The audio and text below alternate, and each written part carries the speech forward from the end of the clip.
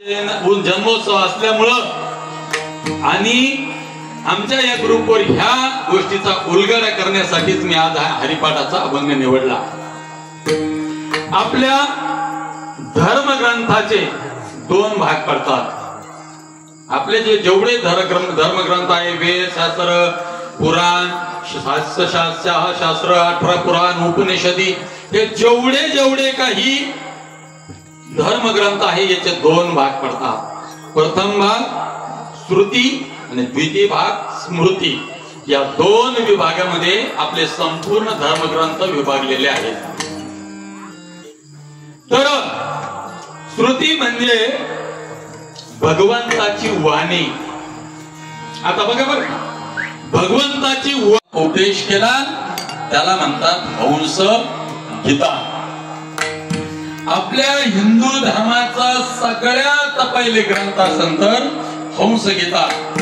त्याच नंतर व्यासांनी विश्लेषण केलं आणि प्रतवारी करून, जसं आपण धान्याची किंवा भाजीपाल्याची प्रतवारी करतो, लहान मोठे वेगवेगळ्या याचे, अशी वेगवेगळे आपण जसे साठवण करतो, अशा पद्धतीने व्यासाने 4 विभागामध्ये 4 वेदाची निर्मिती केली। श्रुतीचा अर्थ आता खरं सांगतो तुम्हाला, भगवंताची प्रथम वाणी। नुसती वाणी नाही, वाणी म्हटलं तरी याचं कारण असं सांगतो तुम्हाला। आता या हंसगीता किंवा 4 वेद जे आहे हे भगवंताचे स्वमुखाने सांगितलेले तेवढेच ग्रंथ फक्त श्रुतीमध्ये येतात। बाकीचे हे ग्रंथ सगळे स्मृतीमध्ये येतात। तुम्हाला समजण्यासाठी आणखी सोपा करून सांगतो। एखाद्या आईने आपल्या मुलाला, मोठ्या मुलाला एखादी गोष्ट सांगावी आणि ती गोष्ट नंतर कालांतराने त्या मोठ्या भावाने लहान भावाला सांगावी।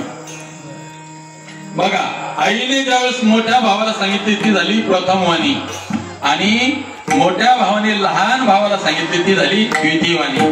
म्हणजे आईनं सांगितलेलं सर्व आठवून नंतर दुसऱ्याला सांगणे किंवा उपदेश करणे हे झाली स्मृती। आपण जे हरिपाठ, कीर्तन, भजन हे सगळं कशात मोडतं? स्मृतीमध्ये। परंतु श्रुती, आता कारण मी त्याचाही उलगडा करतो। भगवंताची नुसती वाणी म्हटलं, आता भगवद्गीता कोणाची वाणी? भगवंताची। भगवान श्रीकृष्णाने अर्जुनाला उपदेश केला, त्याची भगवद्गीता झाली, म्हणजे ती सुद्धा भगवंताचीच वाणी, बरोबर आहे। उद्धवाला भागवताचा उपदेश केला, ते सुद्धा कोणी सांगितलं? भगवंतानी।